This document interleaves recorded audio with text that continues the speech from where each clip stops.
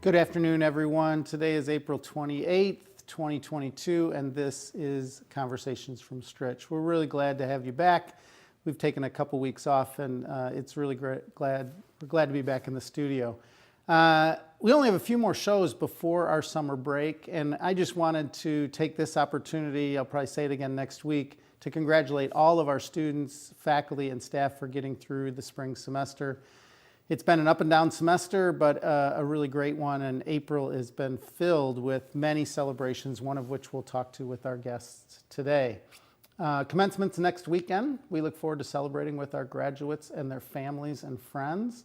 The commencement festivities have really begun over the last couple weeks with a lot of departmental celebrations, athletic celebrations. We actually have our commencement mass this Sunday at 11 a.m. in the chapel. So we'd love for you to join us if you're a graduate and you want to join us with your family. I did want to announce that we received notice yesterday from the federal government that we are one of the new 73 schools in the Second Chance Pell Program. The Department of Ed notified us. It's a program in which schools across the country participate by offering opportunities for students who are incarcerated individuals to be able to use a Pell Grant to get their undergraduate degree.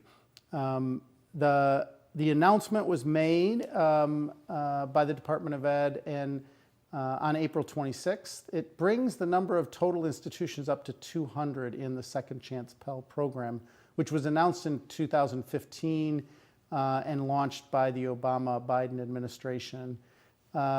These federal Pell Grants then allow them to pursue their degree both while they're incarcerated, but then they can also, some of them will be released before they complete their degree, and then they can complete their degree at one of these institutions. So we are excited because it really does align well with our mission commitments and our focus on meeting students where they are and educating for a better world. I know we'll have a program on this in the fall, invite a guest to talk about it more, but I wanted to announce how excited we are about that. And finally, before I turn it over to Dr. Sent, we will be welcoming our trustees to campus on Monday for the Board of Trustees meeting. This is the annual meeting for the trustees in which they elect their new officers, approve our working budget at the university, and also approve professors for tenure. So an exciting day on Monday as well with so much going on. So Chris, welcome back to the program. It's good to be with you in studio again. Thank you. Great to be with you as well. Hi, everyone. Great to be with you. And it is a busy, wonderful time of year as we move through celebration after celebration. I'm going to mention a couple and some other news about our community and our faculty and staff. We're really excited to welcome Kay Cannon to campus next week, both as a commencement speaker and in a special appearance on Friday from 1 to 2:30 in the Philip Lynch Theater. Cannon has a bachelor's degree in theater and a master's degree in education from Lewis and was a scholarship track athlete. She's a writer, actress, director, producer, responsible in different ways for the recent film Cinderella, the Pitch Perfect film series, and as a writer on 30 Rock and New Girl. So we're super excited that she'll be here speaking with our students and our faculty and staff who are interested in coming to the theater next Friday afternoon. Congratulations to Lewis University Police Department Commander Margie Lill, who graduated from the Illinois Law Enforcement Training and Standards Board Executive Institute's Police Executive Role in the 21st Century Training Program.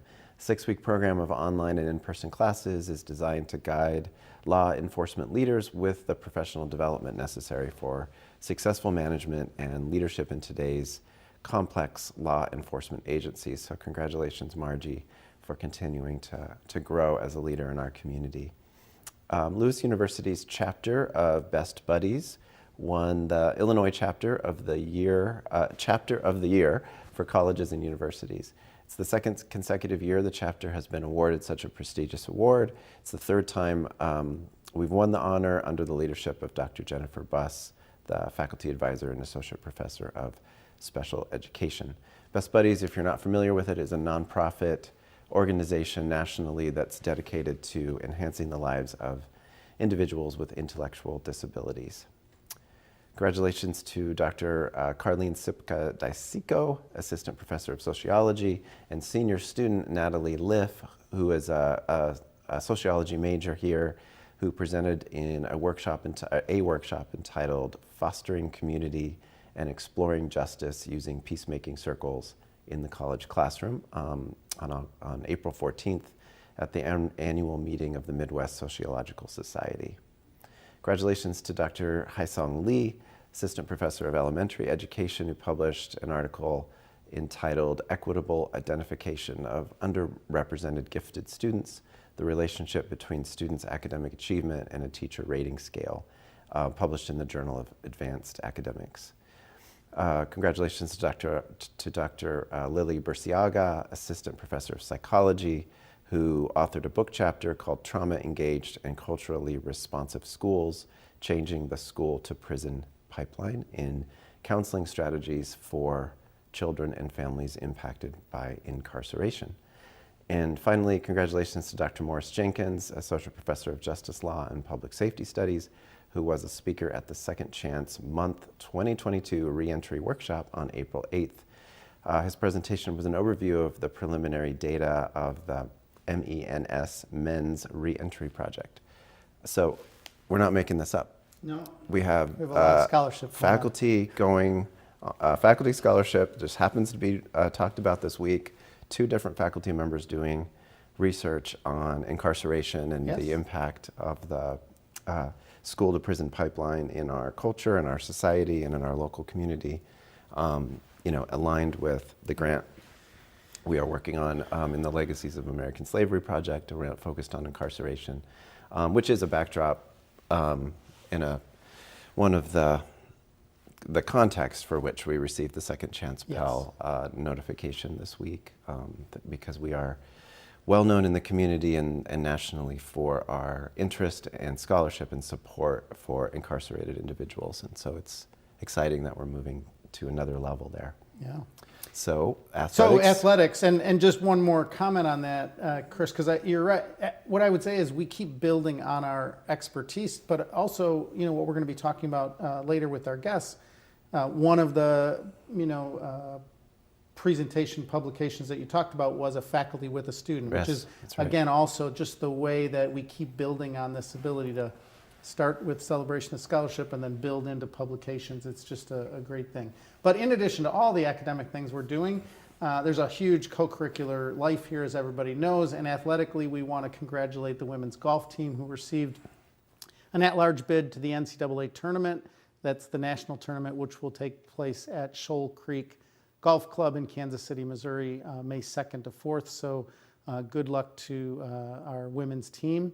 Also, congratulations to Lewis University men's lacrosse team. We had Coach Peruzzi on the show about a month ago. We were talking about the season, and he was really hoping that they would end up getting a bid to the Great Lakes Valley Conference Tournament, which they did with a 13-9 win over Maryville on Saturday. I was there. It was a great turnout of families and our students. It was a beautiful day. It was about 80 degrees. And they will be playing tomorrow night against the first seeded team, Indianapolis. We lost to them in a close match before, and so the GLVC tournament Friday night, tomorrow night, 4 p.m. At Key Stadium in Indianapolis. Before our students and families, you can watch it on the GLVC Sports Network. Other competitions this week: men's and women's track and field will compete at the Drake Relays. Men's and women's tennis compete in the GLVC tournament at the Dwight Davis Center in St. Louis. The men take on Southwest Baptist, and the women compete against Missouri St. Louis in the first round. And then baseball travels to Truman State for a weekend series. I know we were talking to some of the baseball students at one of the events this week, and they have to win 3 out of 4. They have a 4-game series at Truman State. If they can win 3 out of 4, they'll make the tournament. They're right on the bubble. Otherwise, they leave it in other people's hands. And then softball travels to Maryville to compete Saturday, and then on to Missouri S&T on Sunday. So, so much going on. And we literally could not put all the events that are happening in the next 2 weeks. Every night we are celebrating our students with their families. Just grateful for, I want to say out loud, grateful to all the faculty and staff who make it possible for us to have these events, because it's a lot of coordination to have, the biology honors event or the political science honors event, the student athletes, and not only for our faculty who do an amazing job of honoring our students, but also all of our people in conference and events, our Sodexo staff who make it possible to have these events happen. So, but we want to give an update on COVID, again, how this show started, and now we are continuing to kind of morph and change. And so, Chris, you have some announcements. Yeah, just a few words, not a few words of reminder of some things. And as we know from watching the news, the COVID case rates have gone up a little bit in our community over the last couple of weeks, and we can maybe show those if we have them. The 183 cases out of 100,000 is an increase back into the red zone. 7% positivity ratio, and but a reminder that the CDC emphasizes that the guideline around the community level, which they can still consider low, is the key indicator, and that's a result of the hospitalizations and death rates going down or staying the same over this period of time. Our own community has had we had 24 cases in our community last week and 8 so far this week. And so that is a little bit of an uptick, but we feel confident that we'll make it through the end of the year. And there are some signs that it's starting to decrease on the East Coast. So I think we feel like we're going to ease into the end of the semester with some confidence. Couple other just reminders of some policies. Face coverings are required in the classrooms through the end of the semester. You're required to submit your booster status. Unvaccinated people need to continue submitting results every week as we go through the remainder of the semester. The app is still the place to submit to report a positive test, symptoms, or to upload vaccination or booster information. And then finally, I did announce a couple of weeks ago that beginning on May 9th, we will be have a new kind of policy framework where we will be mask optional and mask friendly in all spaces on our campuses. The members of the community are encouraged to stay up to date on vaccinations. We'll continue to follow CDC guidelines around people's vaccination status and how that impacts how we approach things like quarantine and isolation. And the members of the community are required to share their COVID-19 status, required to report positive cases, and to continue to follow all aspects of the flyer's promise. So before I introduce our guests, I want to remind us that we do have an email, but it isn't on our screen right now, so I better not say it because I always forget exactly what it is. I'll remind us in a minute. And as we look, so anyway, I want to introduce our guests. We're really excited, as President Livingston said, to be talking about celebration of scholarship. We have 3 guests today in association with that. The first 2 guests are the directors, faculty directors of the Celebration of Scholarship, which is our annual showcase of student scholarship, research and creative activity, and it includes poster sessions, concurrent panels, creative presentations, an awards ceremony, and a keynote speech. And as we said, it was, or maybe we didn't say, it was last Wednesday, or is that right? Thursday, thank you. And we had a wonderful keynote by Thomas Lynch IV, a senior scientist at AbbVie, pharmaceutical research and development, an alum of Lewis, and a biology major graduating about 10 years ago. So he was awesome and a great inspiration to all of us and to our students. So now we're delighted to welcome the co-directors, Dr. Matt Domico and Dr. Marie Meyer. Dr. Domico is an assistant professor of psychology. He is a clinical psychologist who studies the psychology of learning, social neuroscience, and neurodegenerative diseases. He has recently co-authored a book entitled What You Need to Know About Alzheimer's Disease, a primer that describes causes, symptoms, preventative measures, and treatment options for Alzheimer's disease. And Dr. Marie Meyer, who is an assistant professor of mathematics, she earned her PhD from the University of Kentucky, studying algebraic combinatorics, which she continues at Lewis and includes undergraduates wanting research experience. She also studies the impact of active learning in general education math courses. So I don't know if you remember, Dr. Livingston, but the last time we were here, we announced both Dr. Domico's book and that Dr. Meyer received the Early Career Teaching Award from the Illinois section of the Mathematical Association of America. This award is given to the nominee who is widely recognized as extraordinarily successful in their teaching, has documented teaching effectiveness, has had influence in their teaching beyond their own institution, and fosters curiosity and generates excitement about mathematics in their students. So that it's a great honor to be with both of you, and congratulations on all those really recent accomplishments that I just announced. So. To be with both of you, it's really great. So thank you for taking the time at an incredibly busy time of the year to join us on the show.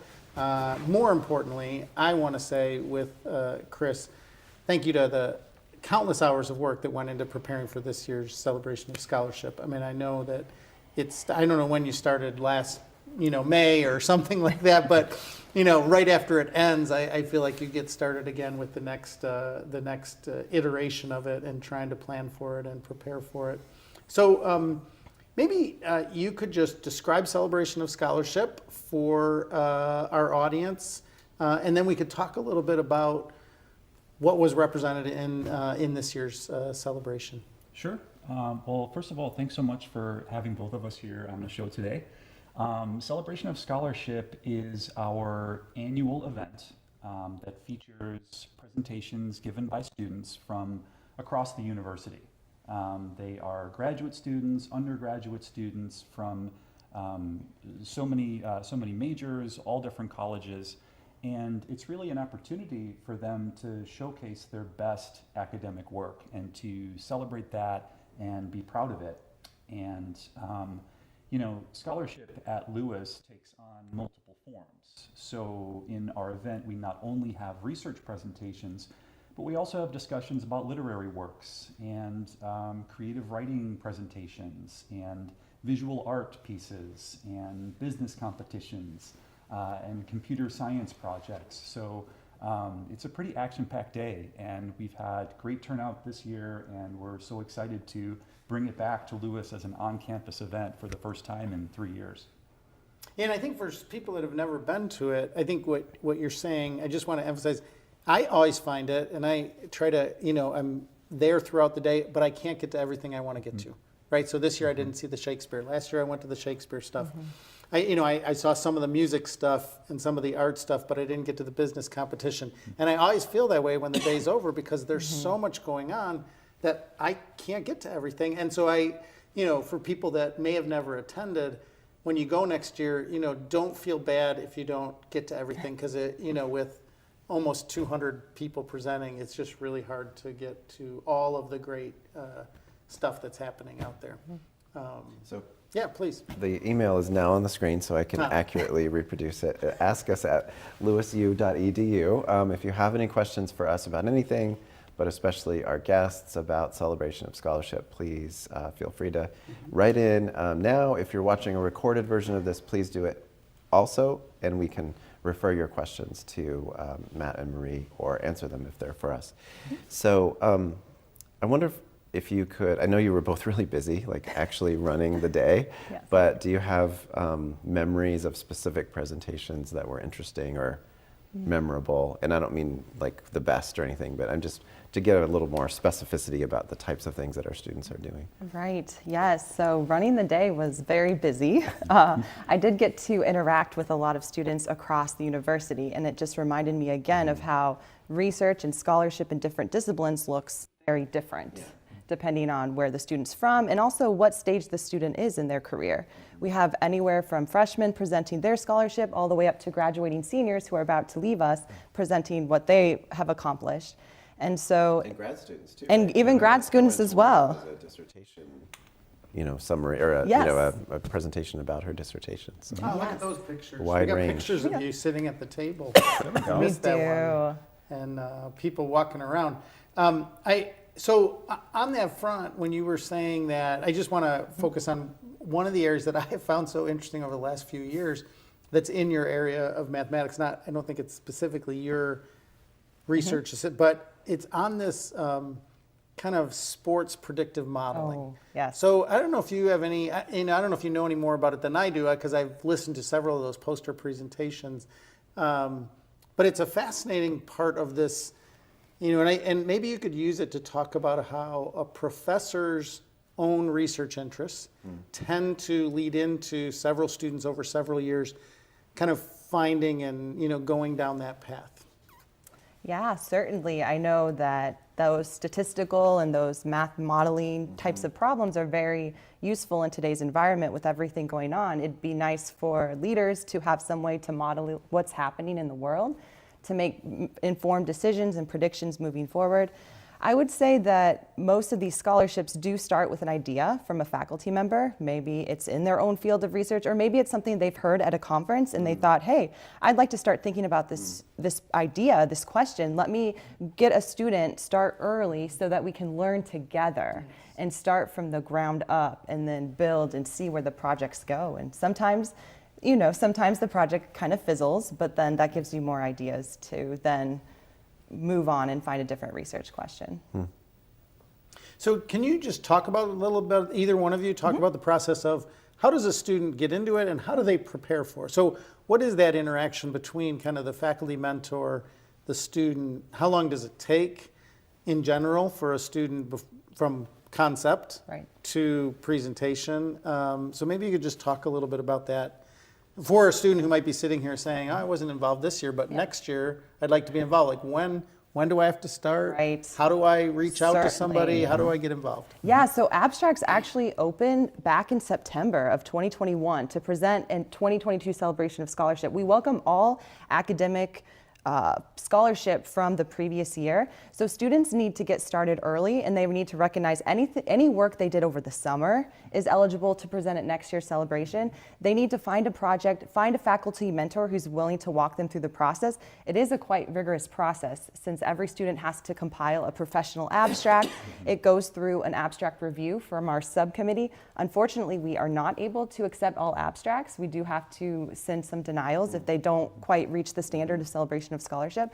And then once their abstract is accepted early February, then they start figuring out how they're going to actually present their research in a way that people outside their discipline can understand what they're saying. So And how is presenting research, preparing to present research, different than doing research?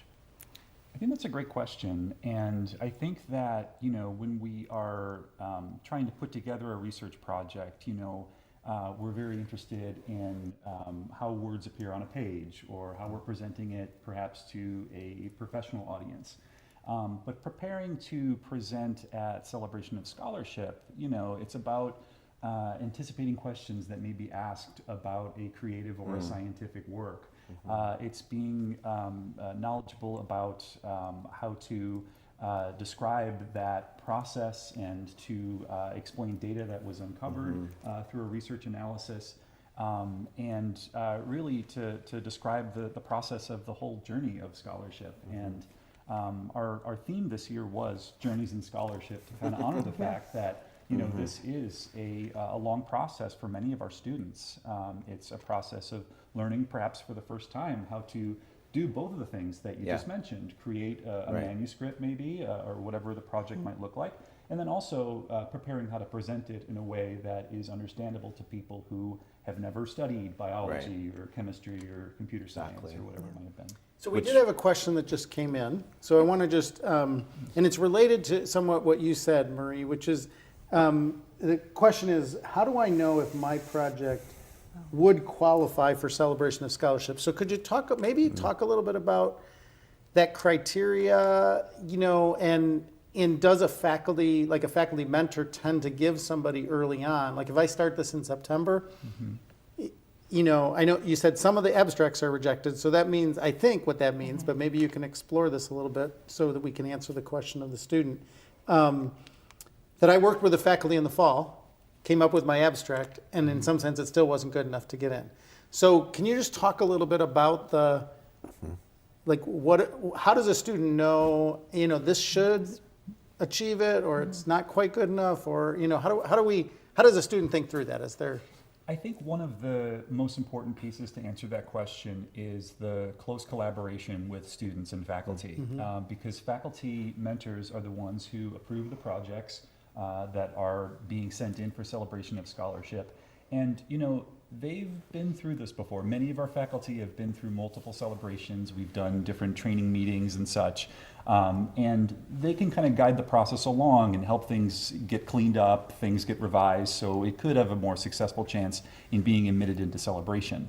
I think it's also about understanding that, we're looking for thorough projects. So it shouldn't just be a paper that was written in a week or two for a class. No matter what the discipline is, we're looking for projects that are substantial contributions to creative work or research in some capacity. So usually they're semester-long projects. There may be one-to-one collaborations that have existed for many months, perhaps multiple semesters.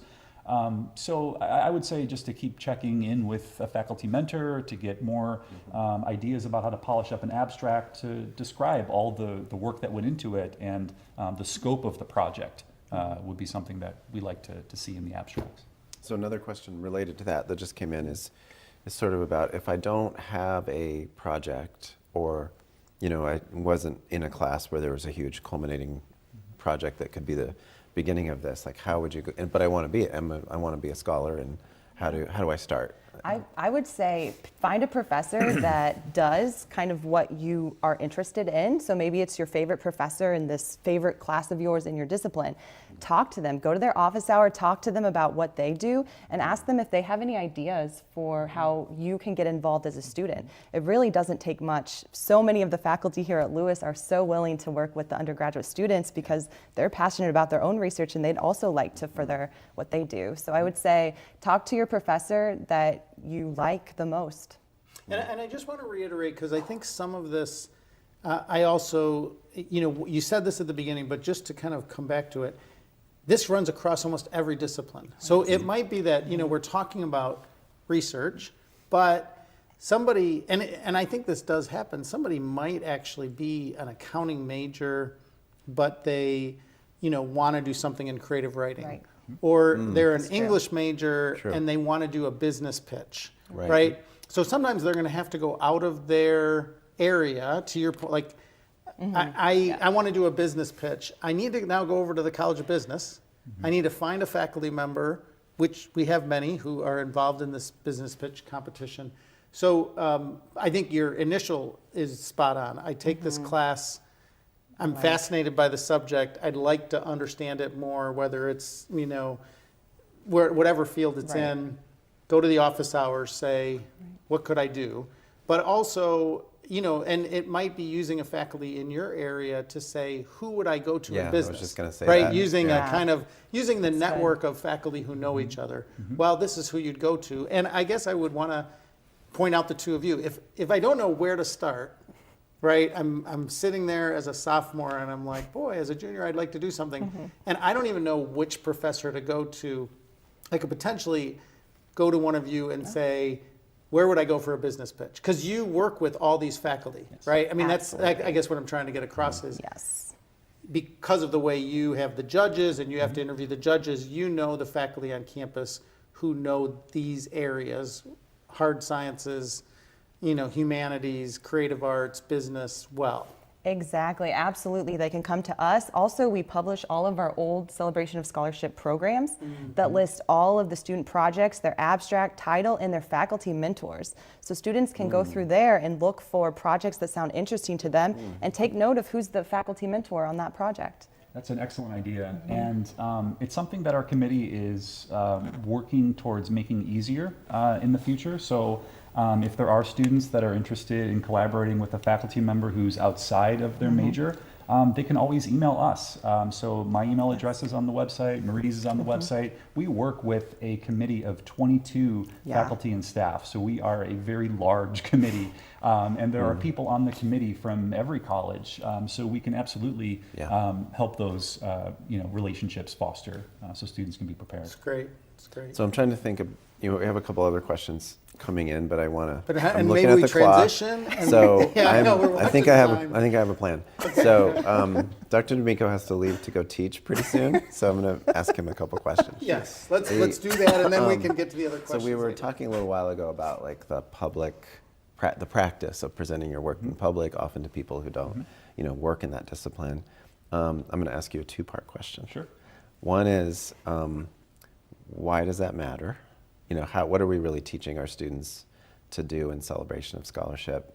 And I guess I would just say, my experience of it is also that is also practice. That is part of their learning experience. Like I went to many, especially poster presentations, where they would say, "Oh, this is the first time I've given it," and then you come back 3 hours later and they're giving it for the 6th time or the 7th time or whatever, and they're a lot. They've learned things from the way people react to them.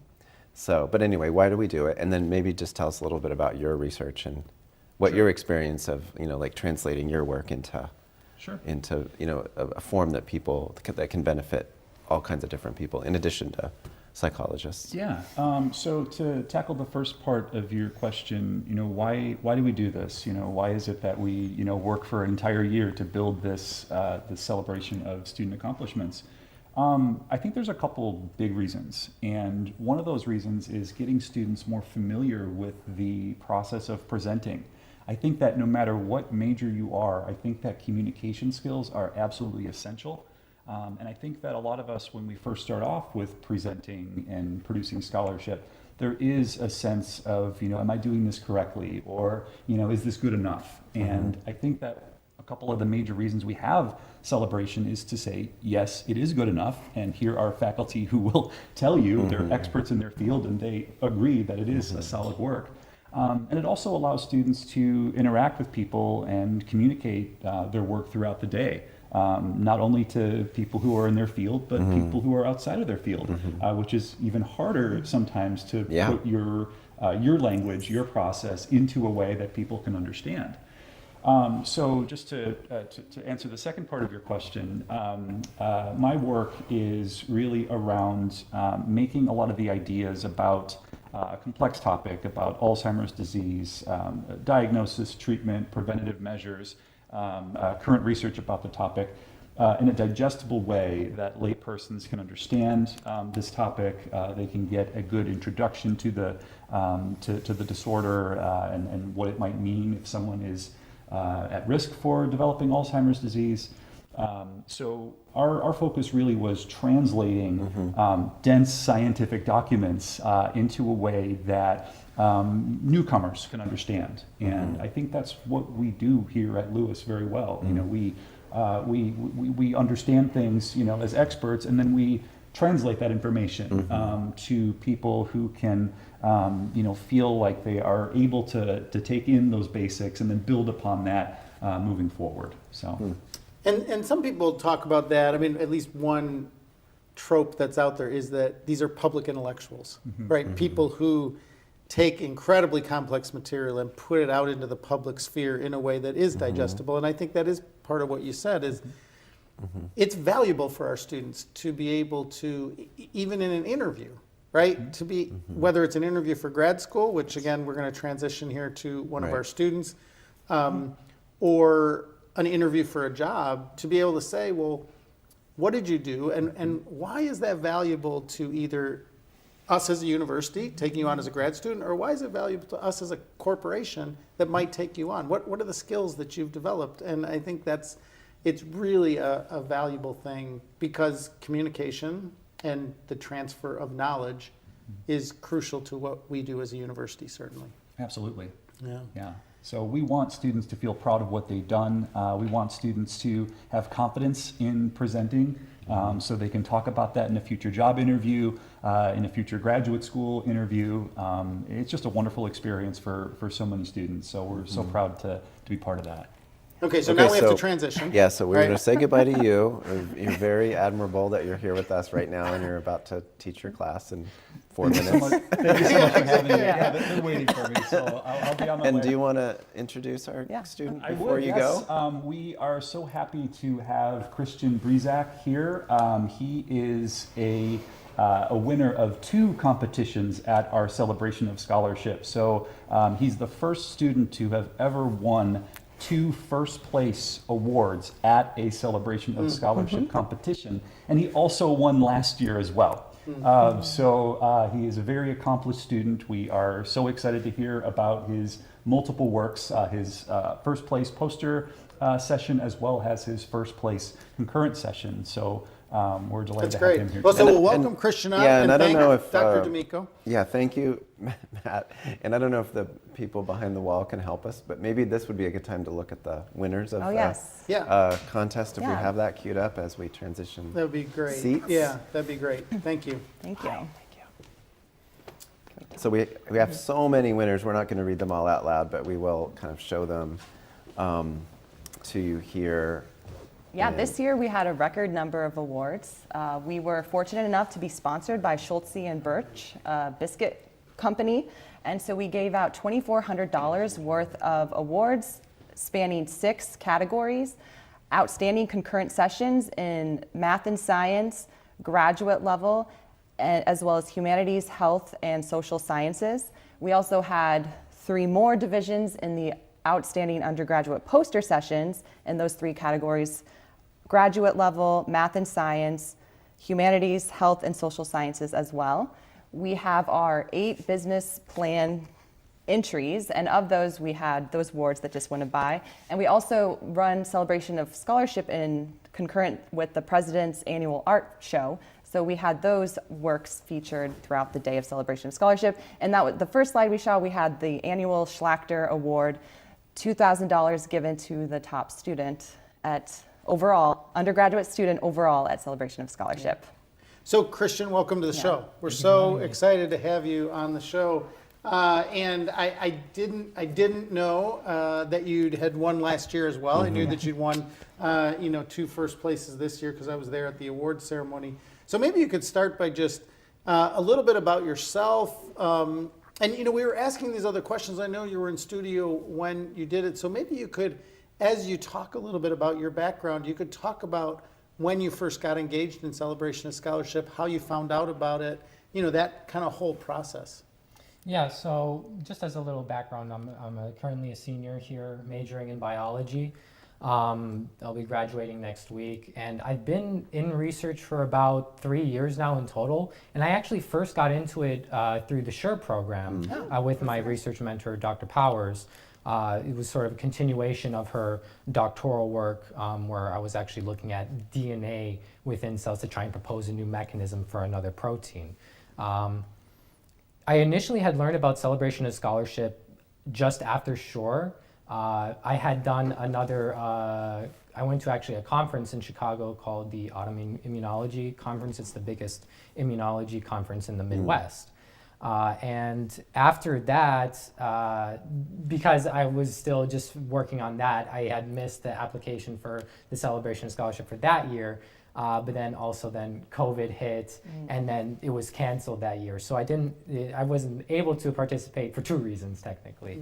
Yeah. So the following year, when we were actually online for it, I presented my abstract. It was accepted, and then went on to win the award for that one.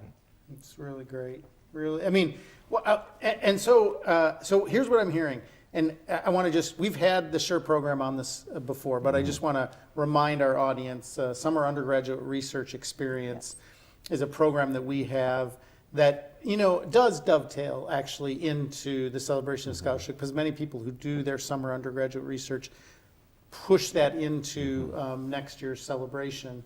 And I love to hear you talk about how that interaction between you and Dr. Powers got you excited. But it sounds to me like as a sophomore, and I feel like I need to name this out loud.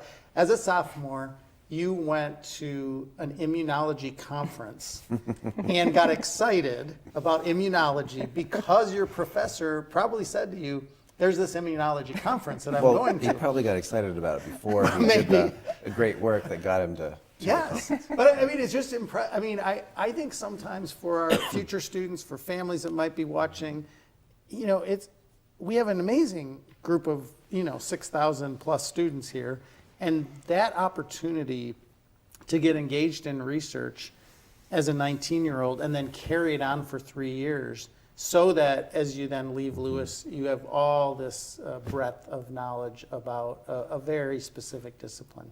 So anyway, I just impressed Christian, so thanks for that. So I want to ask you to explain your 2 presentations. Sure.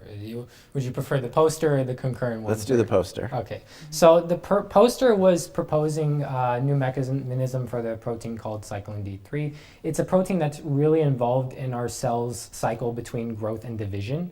And the way it works is essentially binding to another protein called cyclin or CDK4 or 6. And normally it was associated that this was the only function that this protein served, sort of like a currency. If you have enough of it, then it goes through. If not, it stops at a specific phase and that's it. You don't never see it again. But when my research mentor, Dr. Powers, was doing her doctoral work, she was looking at a specific group of cells called B cells, which are the cells that make our antibodies for our immune system. And what she had noticed is that when cyclin D3 was not present within the cell, there was also these transcriptional changes that occurred with it, which is when our DNA goes to proteins, essentially. And there was this started sort of, started pondering, well, maybe it has a secondary role, and so some research was done over time, and they had actually found that there was about 700 genes that were affected by the presence or absence of this cyclin D3 protein. And this basically drove me to propose an actual theoretical mechanism as to how this actually occurs. And what we had found, what we're proposing is essentially that when it's in this CDK4/6 complex, it'll actually bind to another copy of that, forming this 4-protein complex that then indirectly binds with DNA to actually cause these changes as far as how transcription works. Nice. We then went over actually looking into the genomic DNA through an online database and found some common other proteins that are associated with it that it could potentially bind to. And then we went into actually doing these computer interaction prediction programs to actually see, is it possible for this to actually occur? Naturally, some of them maybe, some not so much. But when we actually looked into the mutations that are seen in cancers, which are fairly common in actually cyclin D3, they actually some of them went from going completely not able to interact to going very likely to interact, which could explain some things like why cancer cells have such a high metabolism, because they're making proteins that are more in line with that metabolistic need. And it's, for me, and and it's been, 40 years. But I was a chemistry major as an undergrad, so I do. So it took 44 minutes for him to shut it off. No, just to see how long it took you to bring that up. Here's my thing. I'm interested in the ability, and we talked about this earlier, to kind of communicate this. At the end, you talked about how it can impact cancer. And I think when you mention that word, so a lot of people in our audience are, Yes. they were like lost with you, Christian. You're going along and they're like, cyclin D3, I don't know. Now protein, that makes sense to me. And then, transcription, but this notion of the impact. So could you talk a little bit about the way that research you're doing, the way that Dr. Powers research, and I know you may be going on to medical school, hoping to go on to medical school. How does this research, connect to the bigger body of, the being a physician at some point? Well, the key thing to realize is that no medication, no surgeries came about just by chance, right? These were things that were tested. They had to go through clinical trials, and that's all just research in and of itself. So the idea of, sort of doing this research, so like, let's say in relation to the cancer, right? It's not like chemotherapy didn't just come along. We looked into some trends that we had seen in the past. We developed sort of theoretical treatments, and then we tested them and then became accepted by the FDA, and now we have some chemotherapies for it. essentially then with this one, then it's the same idea. You're just trying to find more stuff. You're trying to understand something better that can then be used for something else. Yeah, it's great. Can I ask you a question about last week? Not about the science, but about the experience of Yes. of doing the two different. You did the poster and then you did the panel. Is that what it's called? Panel presentation. Concurrent session. Concurrent session. How did it? What's your? It's the knowledge that you're talking about is similar in both cases probably, but how did the different formats change the way you talked about it or interact with other people around it? Yeah, so as far as when it comes to, say, the poster versus the concurrent, which is actually like a PowerPoint presentation, as far as when it comes to the poster, you have some more wiggle room in terms of how long you can talk, meaning you can hit up some really key details. But when it comes to the PowerPoint presentation, you were limited to about 15 minutes, so that way you can allocate 5 minutes to actual questions from the audience. So within that 15 minutes, you have to sort of condense information as to actually make it so that the person is getting the key points as far as what you're doing and why is it important and here's the data for it. But then you also have to then present the data, which could take some time because you have to explain what is this graph saying, what do these numbers mean, and then sort of then tie it all back together again, which could take about 4 or 5 minutes in and of itself. So it's definitely it's a juggle for sure. Because I know that I, as somebody who goes to posters, can take people down rabbit holes, because that's what Dr. Sint was basically. Yeah. So a poster session, you could potentially have a conversation with somebody for 30 minutes because they keep asking another question, and all this stuff. And that concurrent session, like as you said, 15 minutes. I gotta pick for myself, regardless of what questions they ask. I have to pick more of as this is what I think is most important for you to know. Yes. That's interesting. And I didn't go to yours, I don't think, but one thing I observed is that even in the audience questions, you learn what the audience is asking other people in your panel, and you're kind of getting this larger context of what people are talking about when they're interested in the particular theme. Marie, did you want to say something? Well, I had a question for you from a student presenter and attendance of Celebration of Scholarship. I hope you were able to see some of the other student projects. What was your experience at Celebration overall, and how would you describe Celebration of Scholarship? Because we're all describing the event from our perspective, but from a student, what is Celebration of Scholarship to you? To me, Celebration of Scholarship is really just a chance to not only be involved in something that it furthers one's education, but also to be able to see what is going on in the world around you, right? Because we see things on the news, we can go online and see all these different kinds of things, but in just one university in and of itself, you have half a gym full of research being done not only in biology but physics, chemistry, psychology, like your mathematics with the sports predictions. Yeah, it's everything that you could possibly want to learn of what's going on in the world right now, and as far as education, all in one place. Oh, that's great. So to even just be a part of that is just awesome in and of itself. Yeah. Wonderful. What a great summary of what I makes know, I Celebration wanna of stop now. Scholarship. It is. So great. We can't stop go though. ahead, I have please. a couple Go more ahead. things I want to do. I know we're over time, but there was a question about graduate school. I'm just going to answer it. Yes, doing this is good for graduate school applications. Yes. Definitely. And it's it is as we've all said, it's unique to have this ability to do this at the undergraduate level, to do scholarship and research, and it's an incredible learning experience in all the ways we talked about. But it also does differentiate our undergraduate majors from other people applying to graduate school who go to other places. I just want to ask Dr. Meyer a question before we're done. Okay, sure. So if we asked Dr. Domico about his research, if you could just say a little bit about Combinatorics, yes. Combinatorics, yes.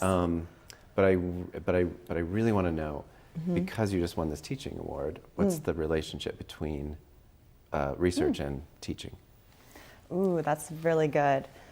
So I'm a pure mathematician, so a lot of my research, when I'm asked to describe, what is the purpose of your research, I like to tell people that I explore mathematics to the rim so that when a physicist, an applied mathematician, a computer scientist comes to me and says, hey, do you have a solution for this problem? I can then say, yes, we discovered that 20 years back, here you go. And I'm glad that we have a use for it.